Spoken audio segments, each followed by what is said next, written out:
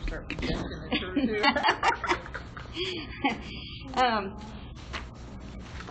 You look, my title today is Same Storm, Different Forecast. And I don't know about you, but this time of year, I'm constantly looking at the National Hurricane Center website. You know, we do have a tropical storm out in the Gulf right now. Not headed this way, but it's going to head some way. But anyway, I like to keep an eye on the storms this time of year. And in thinking about that, and the minister mentioned a verse the other day. He said it rains on the just and on the unjust. So I looked up that verse, and it's found in Matthew chapter 5. So let's go there. Matthew chapter 5, verse number 44 and 45. And, you know, normally when that verse is preached on, it's talking about how we all go through the same things in life. You know, it rains on the just and on the unjust. So we're all in this boat together, this boat called life. But reading the scripture, Matthew chapter 5, starting verse 44, Jesus, this is from the Sermon on the Mount, when Jesus is teaching the Beatitudes, and he says, But I say unto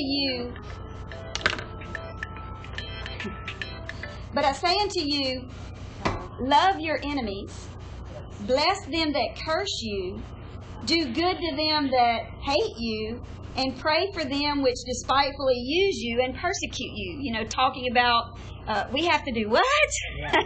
This is one of those verses that makes you just stop at that. We have to do what? Because Jesus wants us to live different than the world teaches and than our human nature compels us to do. And some of the things that are required of us are not easy. And this is one of the hardest. But right after he tells them to love your enemies, he tells us why. In verse 45 it says, that ye may be the children of your Father which is in heaven. But you want to be a child of God, you have to love your enemies. You have to bless those that curse you and do good to those that despitefully use you. It's a requirement. If you want to be a child of God, this is one of the requirements for being a child of God. And then he expounds on it even further, and he says, For he maketh his sun to rise on the evil and on the good. What is that saying?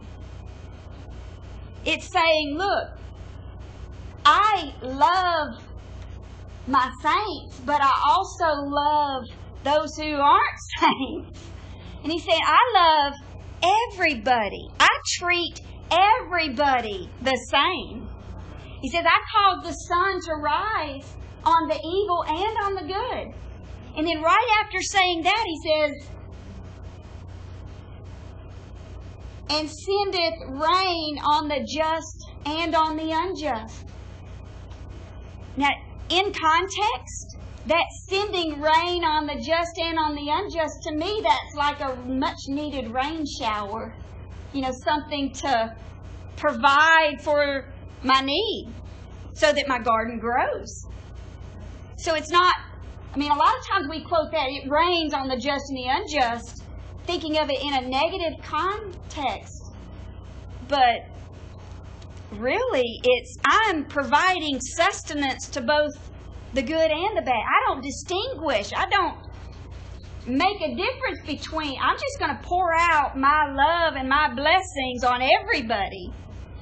So in context, that scripture, you know, we often almost misuse it. So I was thinking about that, and it reminded me of some things I read in Ecclesiastes from Solomon. And where I'm getting with this lesson is I'm trying to get us to the storm in Mark chapter 6.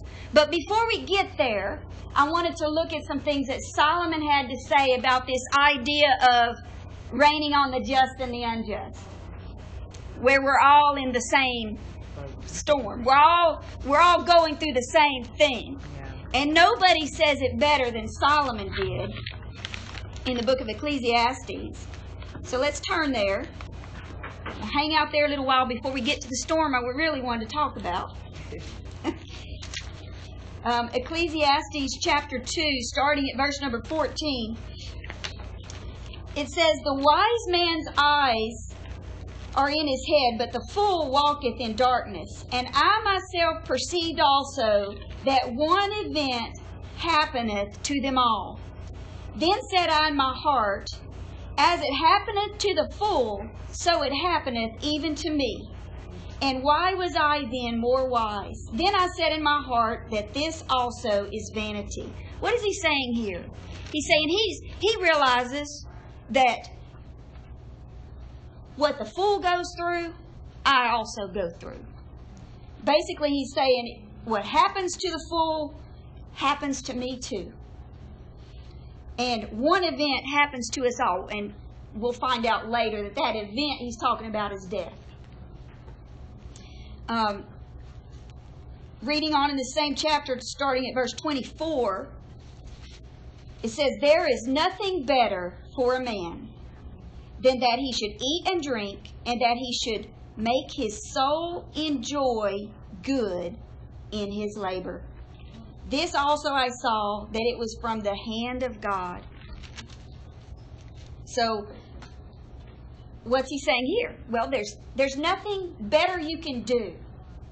You know, you are faced with life, but there's nothing better you can do with the life you're faced with than that you should eat and drink. In other words, do what you have to do to survive, and that he should make his soul enjoy good in his labor. Now notice it didn't say the circumstances are going to be such that your soul enjoys good. No, it said that he should make his soul enjoy good in his labor. Because you see, it's not the circumstances that determine the joy you have. It's your perception and your attitude in the situation. I mean, he didn't say life's going to be a bed of roses. He said, make your soul enjoy good in the work you do. So it's a choice. It's a choice how you go through this life. I mean, you're going to face things that everybody else faces at one time or another. But how you look at it, how you respond to it, how you allow yourself to feel about it is how it's going to be. Because you can make your soul enjoy good in whatever situation you find yourself in. Verse number 25 says, "For who can eat, or who else can hasten hereunto more than I? For God giveth to a man that is good in his sight wisdom and knowledge and joy. But to the sinner he giveth travail to gather and to heap up, that he may give to him that is good before God. This also is vanity and vexation of spirit." God gives to a man that is good in his sight. It doesn't say he gives him good circumstances. But what does he give him? He gives him wisdom. He gives him knowledge. And, I love that last one, he gives us joy. He gives us joy. It's kind of like Paul when he said, "I find in whatever situation I'm in, therewith to be content." You know, because God helps the wise. He helps His saints handle situations different than others do.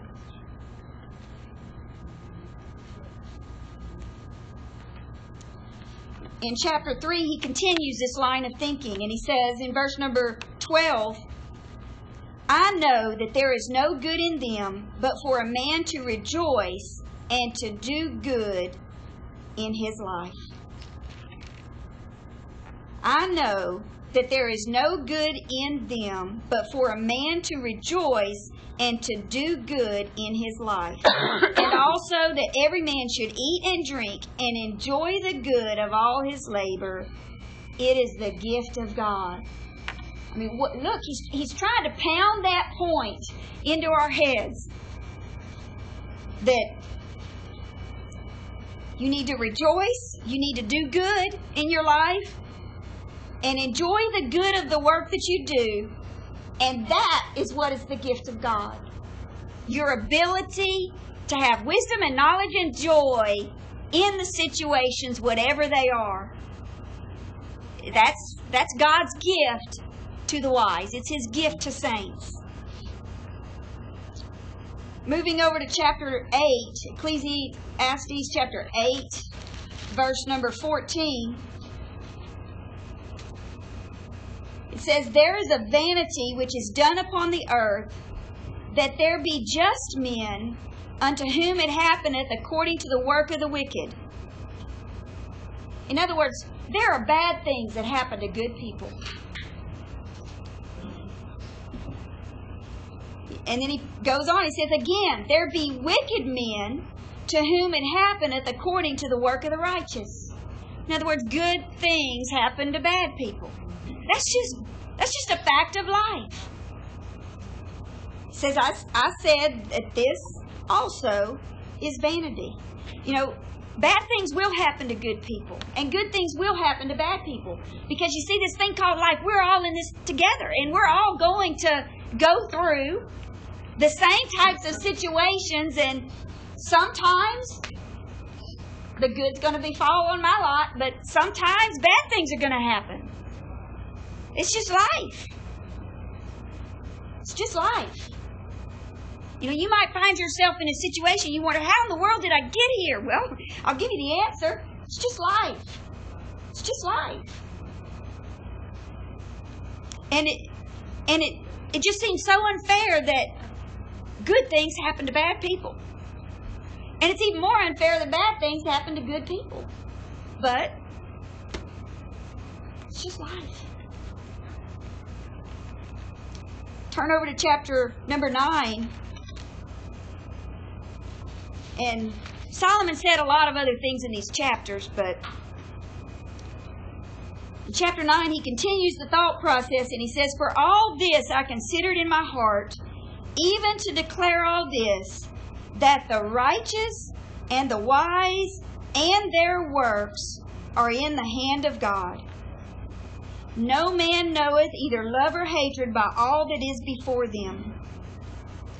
So, in thinking about life and death and good and evil and different circumstances, Solomon comes to this conclusion. He says, "For I know and I declare that all of these things that befall us, it's all in the hands of God. He's the one in control. We're not. We're not the ones in control. Everything is in His hands." And then verse 2, he says, "All things come alike to all." In other words, we're all in the same storm. We're all in the same situations. All things come alike to all.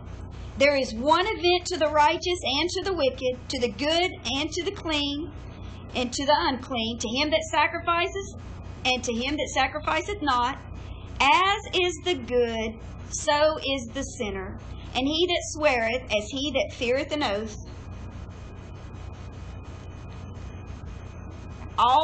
All things happen to all. But there's got to be a difference at some point. And that's where we're going with this Bible study. Reading on down to verse number 10, it says, Whatsoever thy hand findeth to do. And by the way, in case you haven't figured out, this is one of my favorite verses in the whole Bible. If I had to pick what verse is my motto, this is the one that I strive for.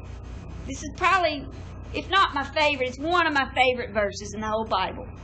Because this is what should be, I feel like this should be my motivation right here. Whatsoever thy hand findeth to do, do it with thy might. In other words, whatever you do, give it your best. Just give your all in whatever you do. It's like little Zachary when he was pre-kindergarten. He had this little toy dump truck that Brian's co-workers had given him, a little recycle truck. And Zach loved that, pushing around that little recycle truck. He said, "When I grow up, I want to be a dump truck driver." It just came out, and I said, well, buddy, you be the best dump truck driver. If that's what you do, you just be the best one. Because whatever you do your best at it. Don't do things half-heartedly. Put your best in it. And Solomon goes on to say, for there is no work, nor device, nor knowledge, nor wisdom in the grave whither thou goest.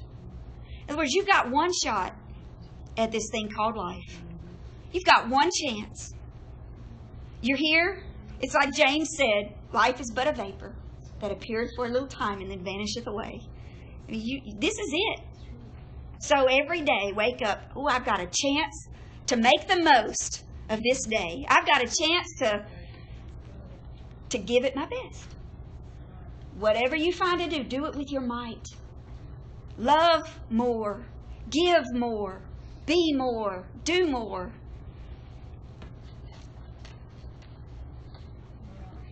Verse number 11, it says, I returned. Now this is, I know you've heard me say this before. I wish this verse was not in here. Because in giving my best, in giving my all, in trying, and when you put your whole heart into something, you really expect the end result to be success, right? Don't we all? But Solomon puts us right in our place. And right after he tells us, you give your best, he says, I returned and saw under the sun that the race is not to the swift, nor the battle to the strong, neither yet bread to the wise, nor yet riches to men of understanding, nor yet favor to men of skill, but time and chance happeneth to them all. So even when you give your best, the results might not be what you want.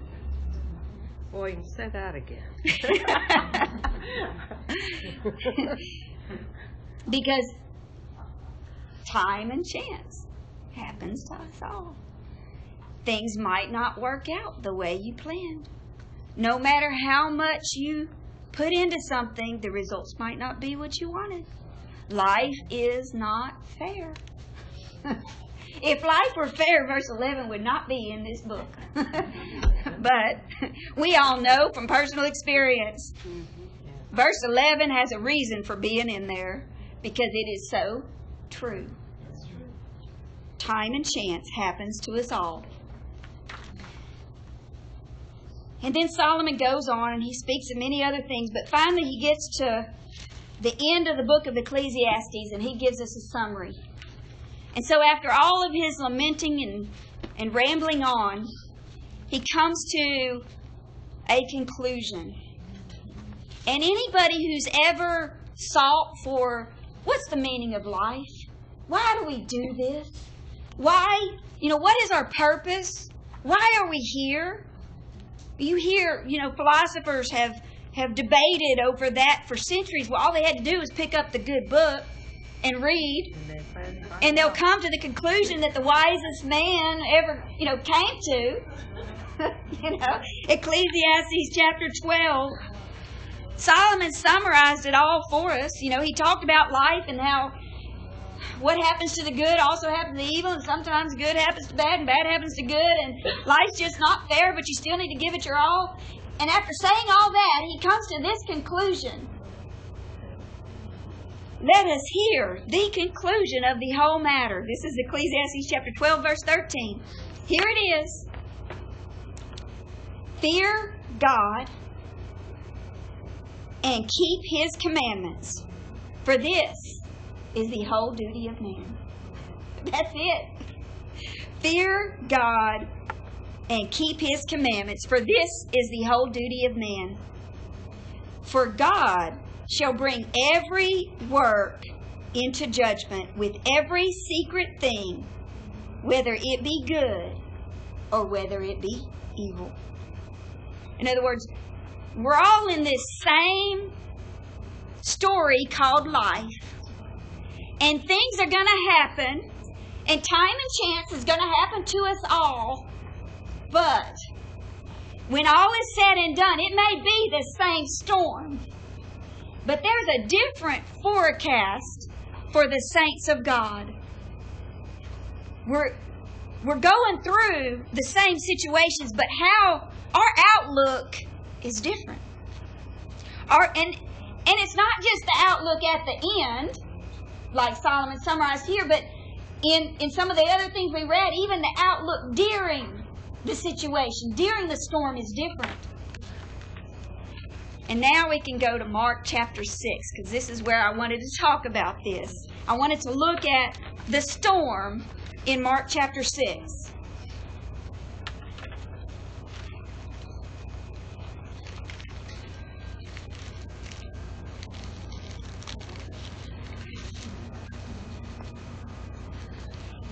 Mark chapter 6, starting at verse number 45. Now, before this, Jesus had just been moved with compassion and on the people who had come to hear him talk, and he knew they were famished, and so he took the loaves and the fishes and he fed them. So he just did this wonderful miracle, and then he told his disciples, I'm gonna go up in the mountain to pray, and I want you to go get in the ship and go to the other side.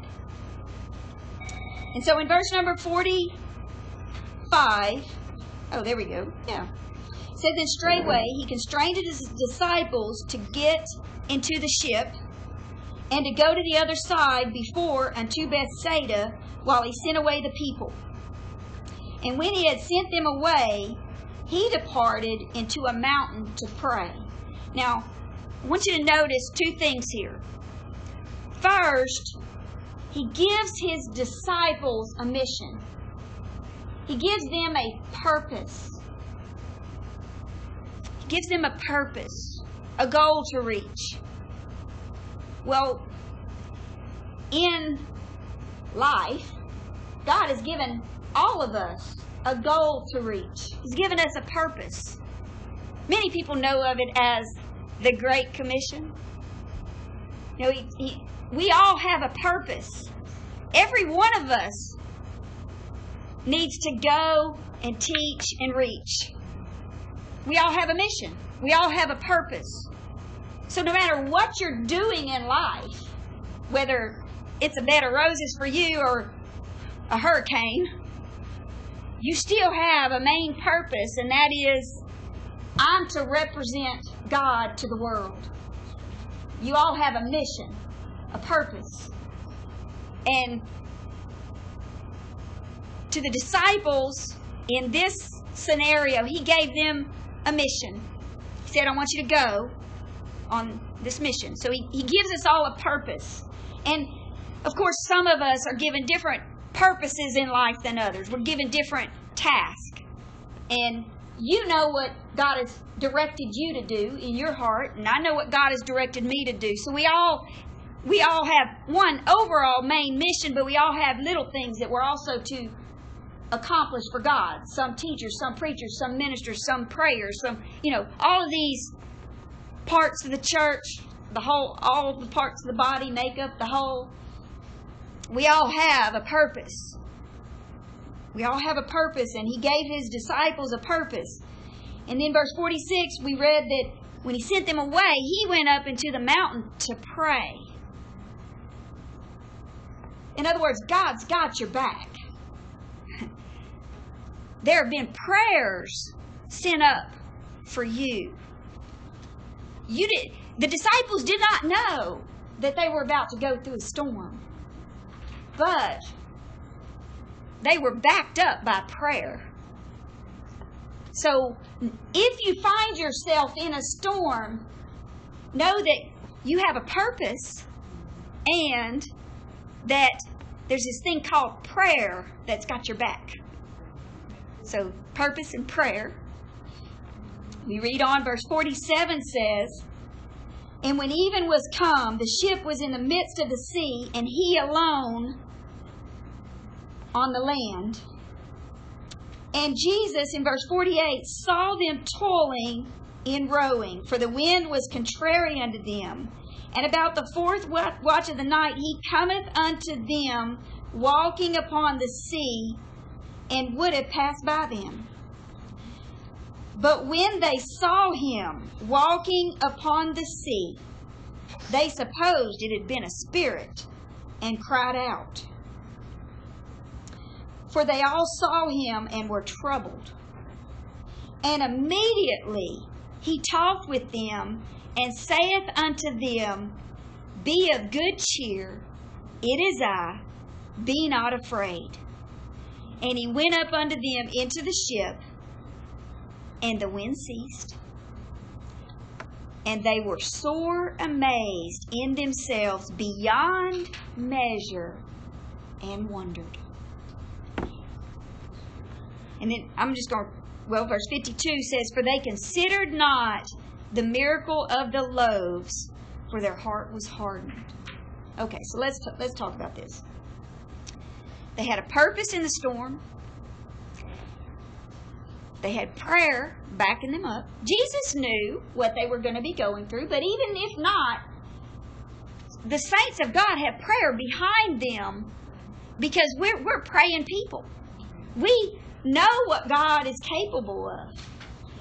And even if we don't know what Sister Oswald's going to go through next week, even though we don't know it, we've prayed in the Spirit, and the Spirit has made intercession for whatever that situation is.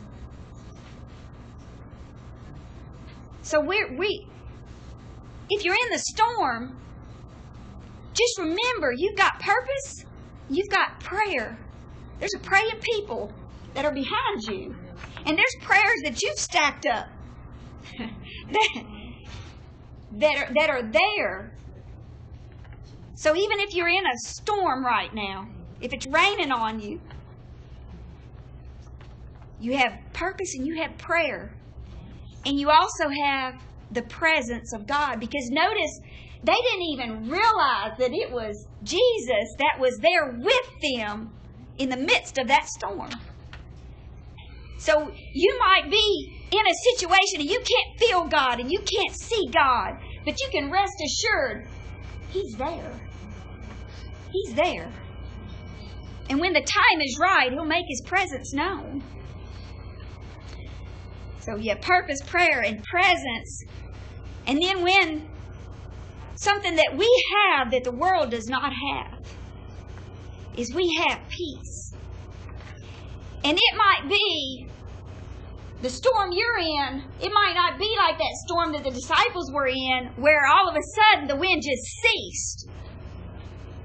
But even in the middle of the storm, you can have the peace of God, knowing, like Solomon told us, whatever situation we're in, it's in God's hands. He's the one in control. And you should find peace from that, knowing that God is in control, that you're in His hands. Yeah, things are going to happen, but you have an assurance of God that you're in His hands, and He is the peace speaker. And He can speak peace into that situation even if it's not peaceful. See, how you respond and react in a situation, your attitude towards it, the way you think about it, it may not change the storm, but it definitely changes your outlook.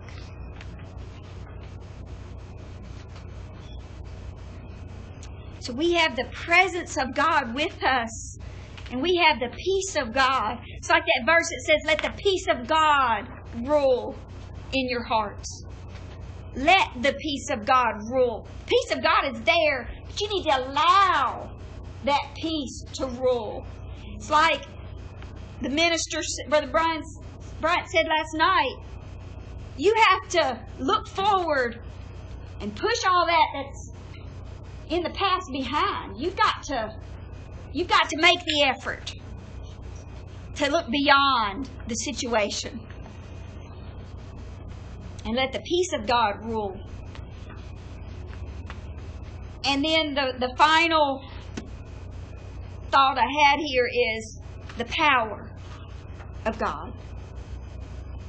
And when you think about this, The disciples had just witnessed one of the most amazing miracles ever.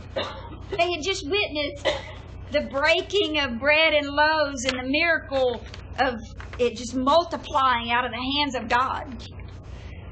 So right after witnessing that miracle, they get in a ship and a storm comes up and all of a sudden they're scared to death. What are we going to do?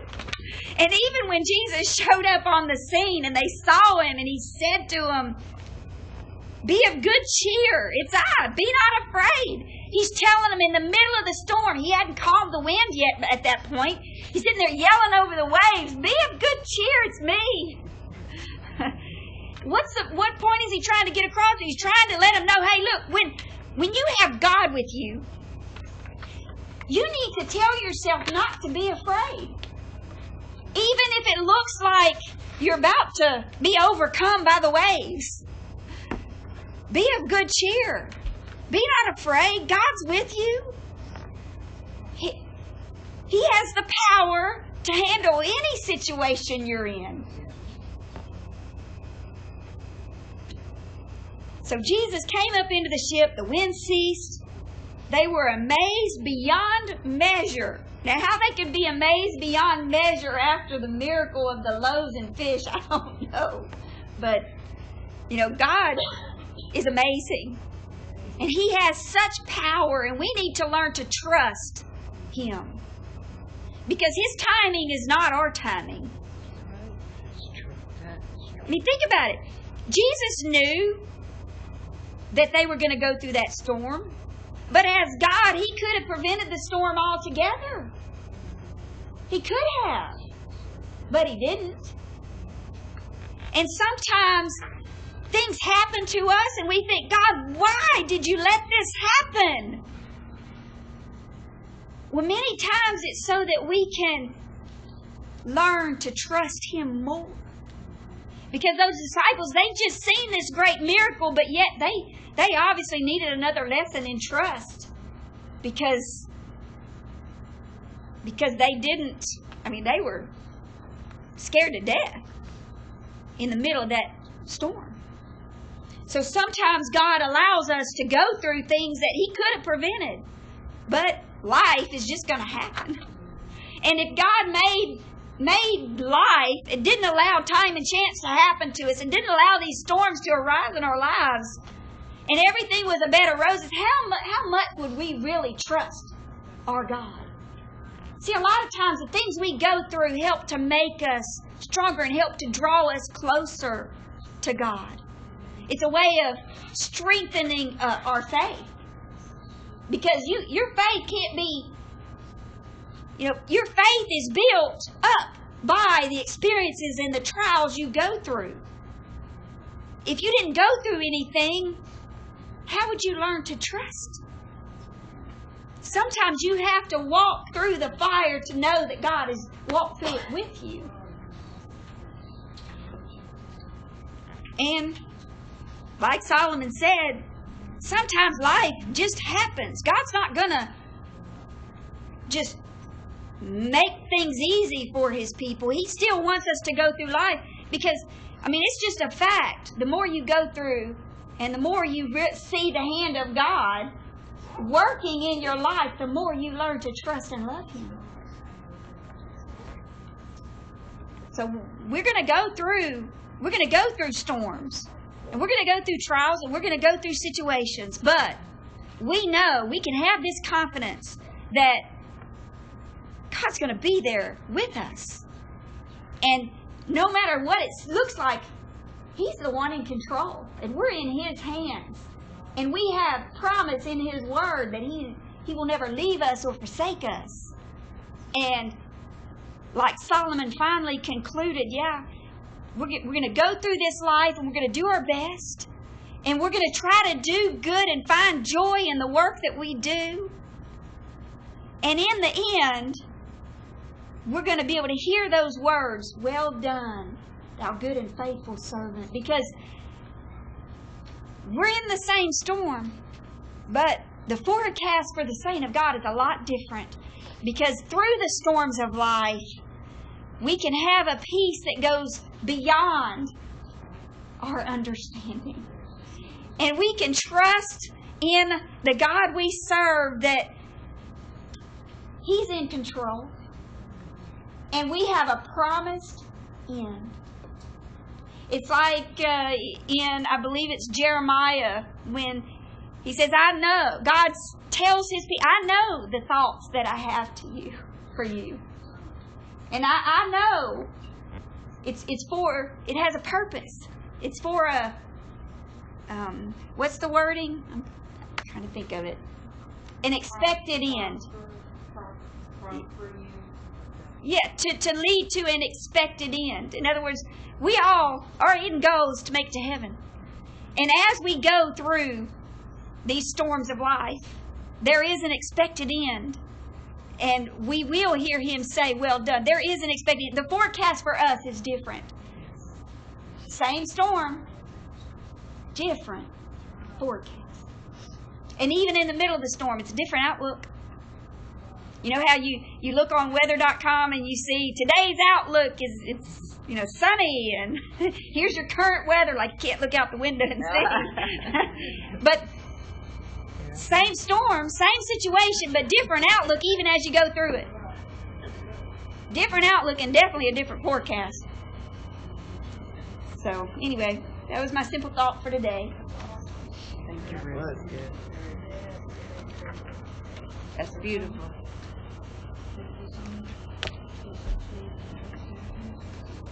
We all need to think about it. Turn that.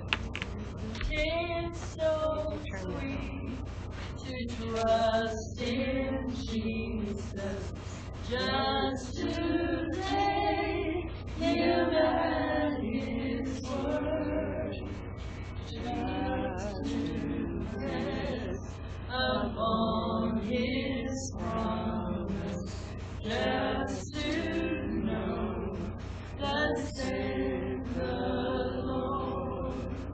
Jesus, Jesus, how I trust Him, how I prove Him more and more. Jesus, Jesus, precious Jesus, oh, for grace to trust Him.